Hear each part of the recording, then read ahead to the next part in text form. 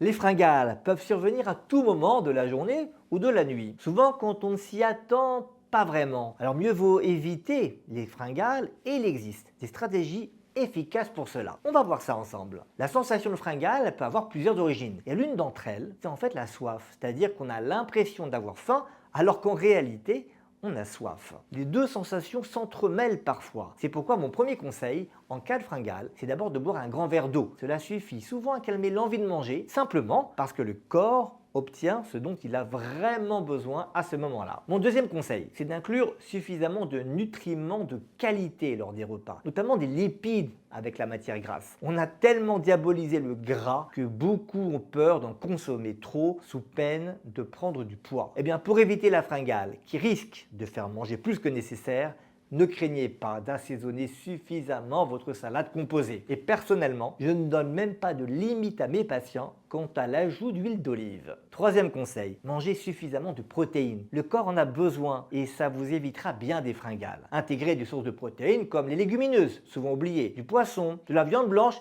et parfois de la viande rouge. Et puis, si vous aimez cela, programmez chaque jour un produit laitier riche en protéines, comme le fromage blanc ou le skyr. Consommez-les aux horaires où vous savez que la fringale risque de survenir. Mon quatrième conseil, c'est d'optimiser vos apports en fibres. Alors l'objectif, c'est 30 grammes par jour et la majorité d'entre nous est bien en dessous de ce chiffre. En plus des fruits et des légumes qui apportent naturellement des fibres, intégrez des légumineuses plusieurs fois par semaine. Saupoudrez vos assiettes de son d'avoine et de germes de blé. Bon, je sais que ce n'est pas toujours simple ni agréable, mais c'est efficace. Je sais aussi que ce conseil ne sera pas accepté de tous, alors voici mon cinquième conseil, plus consensuel, 30 grammes d'amandes ou de noix par jour. Consommez-les quand vous voulez, idéalement en anticipant la fringale, sinon au moment où elle survient. Jusqu'à 40 voire 50 grammes par jour, ça ne vous fera pas prendre de poids. Mon sixième conseil, c'est de limiter les aliments à fort index glycémique, au strict nécessaire, sans les éliminer totalement pour éviter les frustrations. Ces aliments peuvent chez certaines personnes provoquer des fringales 3 à 4 heures après leur consommation. Alors schématiquement, il s'agit des féculents raffinés très cuits, de certains pains,